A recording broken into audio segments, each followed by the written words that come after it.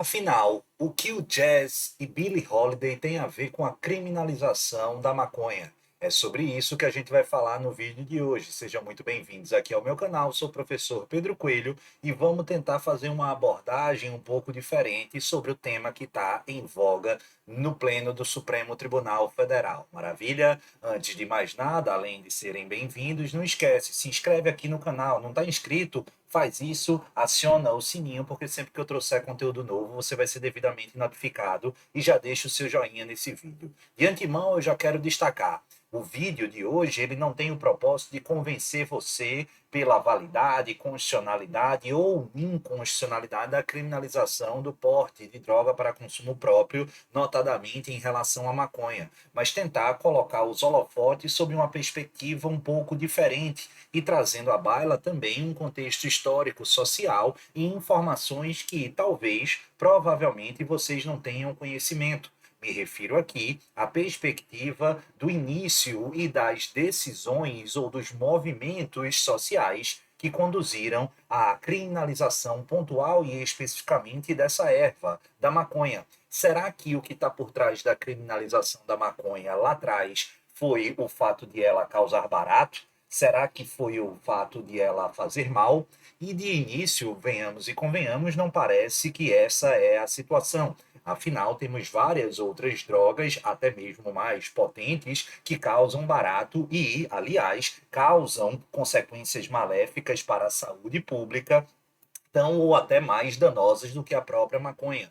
Na verdade, não foi isso, e entender as razões que conduziram o corpo social a justamente criminalizar essa droga vai talvez permitir uma reflexão sobre a necessidade ou não de mantê-la com esse status. Vejam só, vocês sabem, antes de mais nada, que esse tema está sendo justamente debatido no Pleno do Supremo Tribunal Federal. Hoje, dia 9 de agosto, eu tomei conhecimento que o ministro Gilmar Mendes, relator da ação a que tramita lá no Supremo Tribunal Federal, ele liberou para devolver a pauta aí do STF, provavelmente a partir do dia 16 desse mês de agosto, a tendência é que o tema volte justamente a ser debatido em plenário. Eu tenho afirmado que virtualmente já há a sinalização pelo entendimento da inconstitucionalidade do porte de maconha especificamente para consumo próprio. E por quê? Porque, apesar do relator, ministro Gilmar Mendes, ter no seu relatório ou no seu voto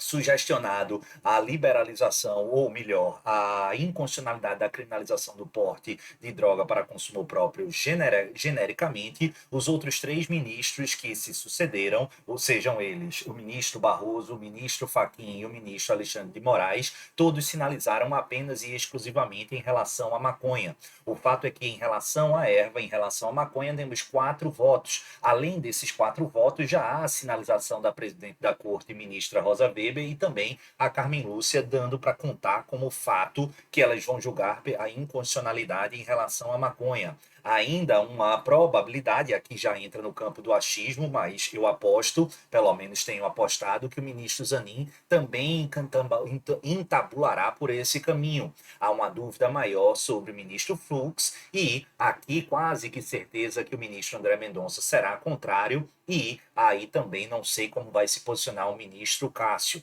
O fato é que virtualmente temos 6 ou 7 votos favoráveis à inconstitucionalidade do artigo 28 em relação à maconha. E esse ponto, doutores e doutoras, é extremamente relevante, porque não é apenas uma discussão para o futuro, mas com capacidade de mudar, de certa maneira, ao menos parcialmente, a tessitura do sistema prisional, do sistema penitenciário.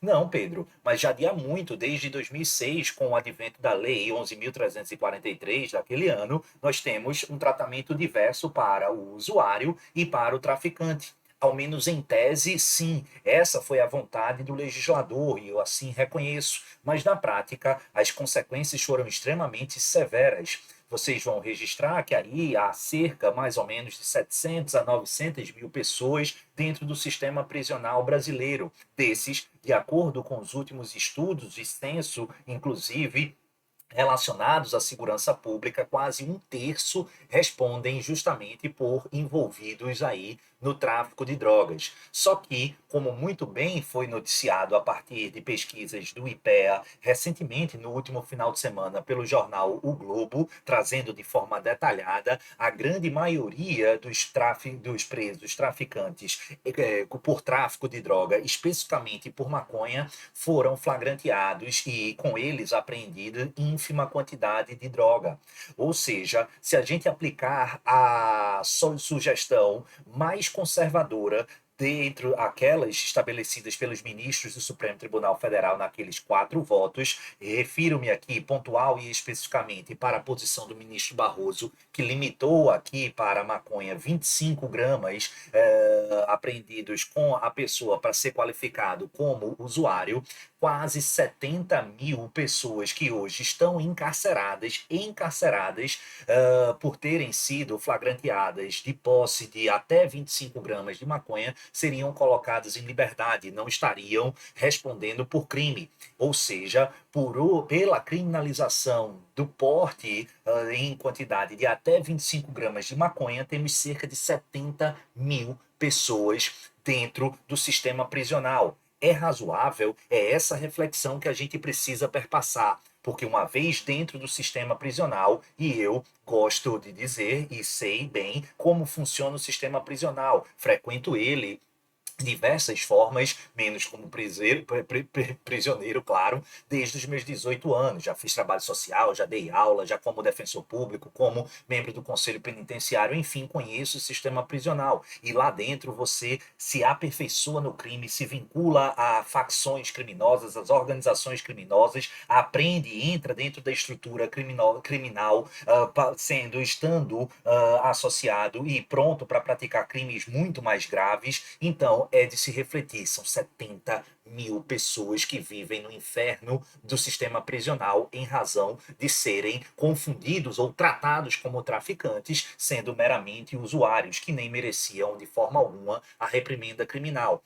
Beleza? Tranquilo. E como muito bem destacou o ministro Alexandre no seu último voto, nesse caso, aqui há claramente uma tessitura social e de cor. É claro o racismo. E o racismo, doutores e doutoras, ele não está involucrado nessa situação, nessa tessitura, nessa circunstância apenas e exclusivamente nos dias odiernos. Não, vai ao nascedouro. Nós sabemos que, de acordo com alguns indícios históricos, há cerca de 5 mil anos, as civilizações humanas já utilizavam a maconha. E, com dados concretos, há pelo menos 4 mil anos. Pedro, e quando foi o belo dia em que o homem, sabe-se lá por qual razão, escolheu ou apontou: vamos hoje criminalizar essa erva natural extraída diretamente da planta? Foi exatamente em 1937. Ou seja, se a gente fizer esse recorte de 4 ou 5 mil anos, há apenas 86 anos que a maconha foi criminalizada. 1937, doutores e doutoras, 2 anos antes de Hitler invadir a Polônia, dando início àquele fato histórico que nós conhecemos, que passaríamos a conhecer como a Segunda Guerra Mundial. Nesse contexto, doutores, o que é que aconteceu? 1937, um burocrata norte-americano chamado Harry Anslinger, ele é a figura central dentro desse contexto de criminalização. Ele vinha tentando há mais de 10 anos criminalizar a maconha e finalmente conseguiu criminalizar o seu uso recreativo. Na verdade, esse cidadão, esse burocrata, ele ocupava um birô extremamente burocrático, mas um birô de enfrentamento ou de fiscalização de substâncias proibidas. Vocês sabem que no início do século passado, ali pela década de 20, os Estados Unidos experienciaram o período da lei seca, no qual o álcool foi absolutamente proibido.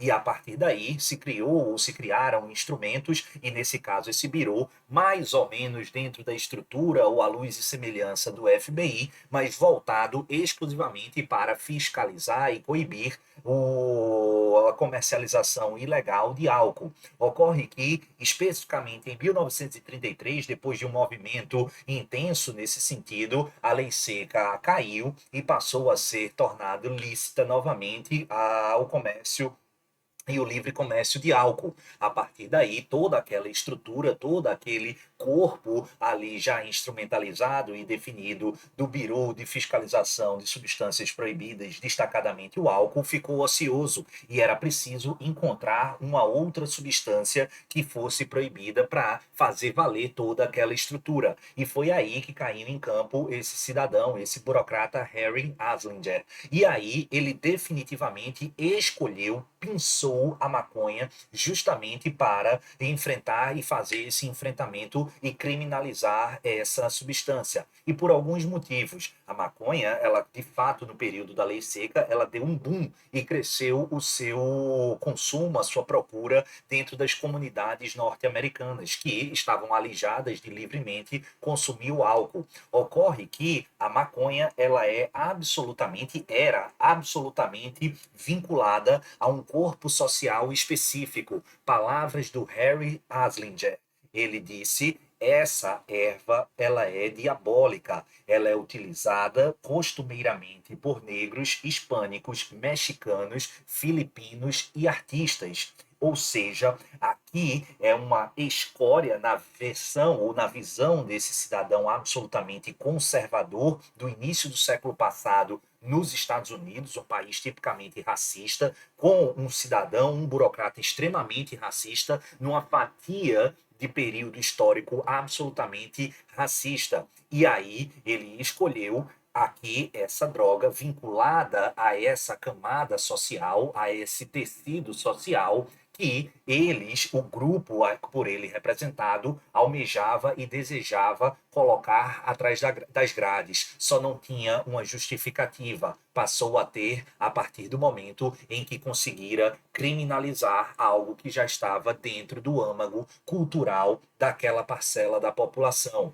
Aduzia e trouxe a narrativa ainda mais, vinculando aqui ao título do vídeo, justamente a menção que esses artistas, e sobretudo os negros, produziam uma música satânica. A música satânica por ele referenciada nada mais é do que o jazz e o swing. E aqui eu preciso contar rapidamente um pouco da minha infância e juventude. Eu não sou um amplo conhecedor de jazz, mas meu pai é um grande entusiasta, ele conhece os grandes ícones do jazz, ele sempre leu muito e eu cresci, de certa maneira, ouvindo e conhecendo. Lembro-me muito bem, ainda adolescente, quando eu fui para uma palestra sobre a história do jazz lá no...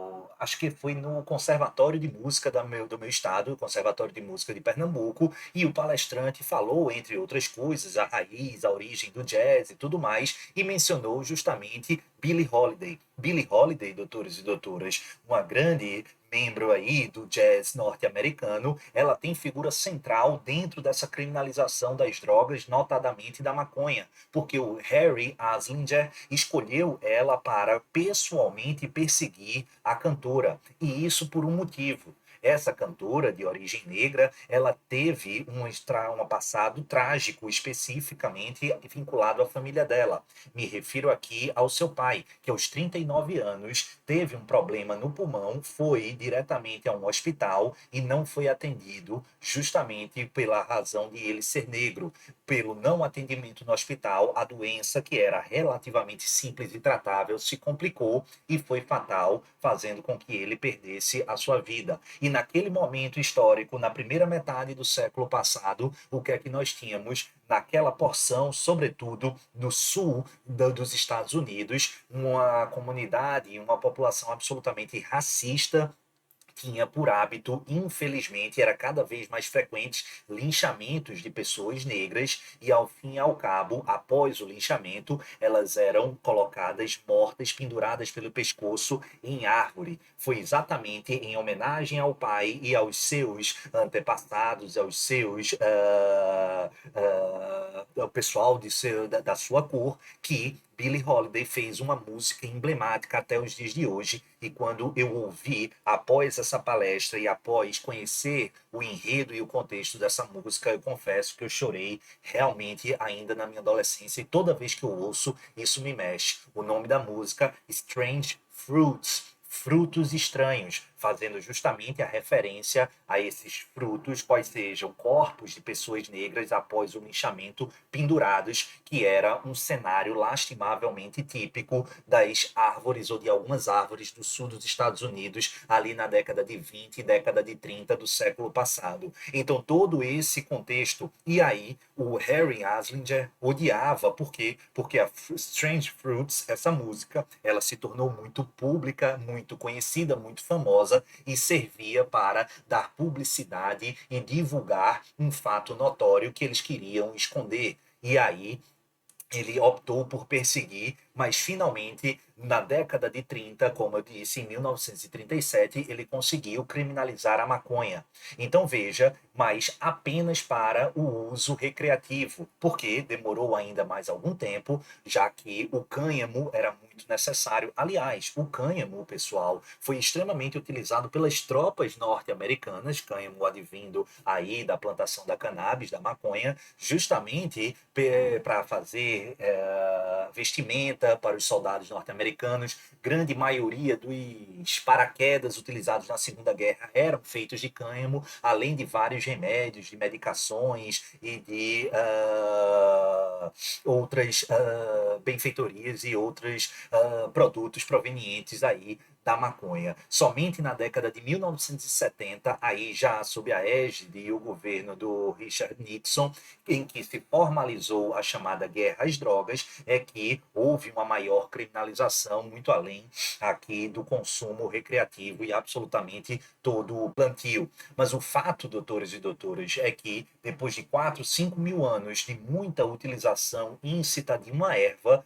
a gente teve a criminalização. E essa criminalização ela não se deu, obviamente, porque o seu uso era maléfico para a saúde. Mentira! Se fosse assim, várias outras coisas seriam criminalizadas, como a gente disse no início do vídeo. Isso tampouco é porque ela dá barato. Porque para dar barato, quantas e quantas substâncias dão barato e não são nem sequer cogitadas da sua criminalização. O fato, doutores e doutoras, é que essa criminalização ela foi aleatória. Sim, aleatória. Por quê? Porque sintomaticamente não faz o menor sentido você criminalizar a utilização de algo que é proveniente da natureza. Não faz o menor sentido. Não faz o menor sentido. Maravilha? Tranquilo? E aí, o que é que eu quero? A escolha de criminalizar a maconha foi uma escolha voltada para criminalizar uma parcela hipervulnerável e minoritária da população: negros, hispânicos, mexicanos, filipinos e artistas. Isso não sou eu que estou dizendo, é o próprio Harry Aslinger, que passou 10 anos da vida buscando a criminalização, ou seja, essa aleatoriedade se deu porque, em um dado momento, há 86 anos, um cidadão, um burocrata particularmente racista, num estado particularmente racista, num país como tal, num momento histórico particularmente racista, optou por criminalizar o racismo através do seu consumo ou de um costume cultural absolutamente arraigado de propósito, com esse propósito, além de outros interesses comerciais. A grande questão é que a gente precisa entender a razão pela qual a maconha foi criminalizada, para aí sim a gente se questionar, notadamente a partir da nossa realidade odierna, muito bem escancarada e exposta no voto do ministro Alexandre de Moraes. Porque se hoje o artigo 28 deixa muito claro que o tratamento encarcerador não é voltado para o usuário, doutores e doutoras, a gente sabe que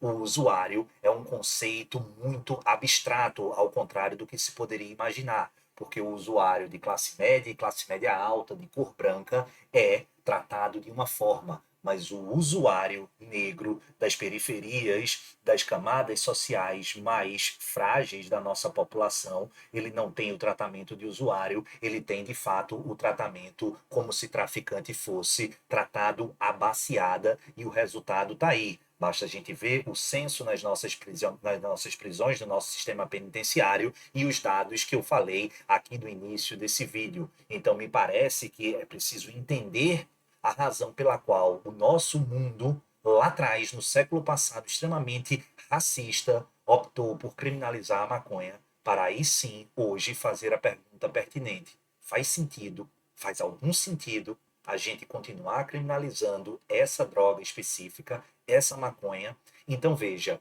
é isso que eu queria trazer para vocês, essa análise cultural, essa análise sócio e histórica, para aí vocês, cada um, olhar para a questão de acordo com a própria lente. Eu não quero influenciar a minha opinião, e a minha posição é muito óbvia, há muito tempo eu escancaro ela, mas o que eu quis aqui é você concordando ou você discordando, que você possa, através desse conteúdo, fazer uma reflexão e um outro olhar. Fique à vontade para concordar ou discordar, dar a sua opinião, dizer se você gostou de ter acesso a esse conteúdo. Comenta aqui embaixo, vamos fomentar o debate, porque o debate é sempre profícuo e interessante, desde que, claro, seja respeitoso, beleza? Se inscreve aqui no canal, comenta aí, divulga esse vídeo e não deixa de deixar o joinha, maravilha? Um beijo no coração de todos, fiquem com o Papai do Céu e, claro, até a próxima. Tchau, pessoal!